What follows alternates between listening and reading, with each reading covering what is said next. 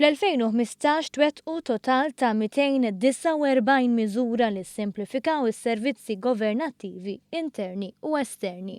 Dan huwa 7% aktar meta mqabbel mal-persentaġġ ta' miżuri implementati fl-ewwel sena sħiħa tal-Gvern. Ewlenin fosthom kien hemm il-ftuħ ta' 3 one-stop shops li joffru mal-250 servizz fil-qalba tal-komunità li simplifikaw loti ta' servizzi governattivi lil pubbliku u s-simplifikazzjoni tal-proċess marbut mar-reklutaġġ ta' uffiċjali pubbliċi fis-servizz pubbliku.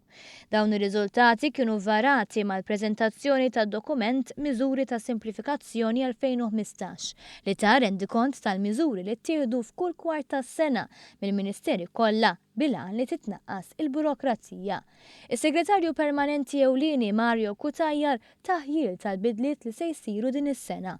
Fosthom iż-żieda fis-servizzi online u saħansitra se jitfassal pjan li wassal għal aċċess għas-servizzi minn applikazzjonijiet fuq il-mobile.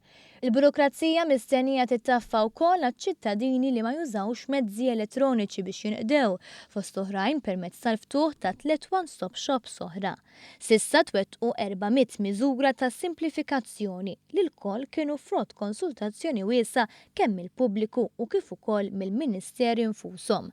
Dan għax fi kliem Antnija Ġusdeċelis, il-Kummissarju għas-Simplifikazzjoni, l-esperti f'dan il-qasam huma ħadħlief dawk li jagħmlu użu mis-servizzi. Dak kien proċess fejn tkellimna ma' stakeholders differenti tal-pajjiż, kellna xi 70 laqa ma' stakeholders differenti u kulħadd jimprova jimbotta l-qudiem il-biċċa tiegħu.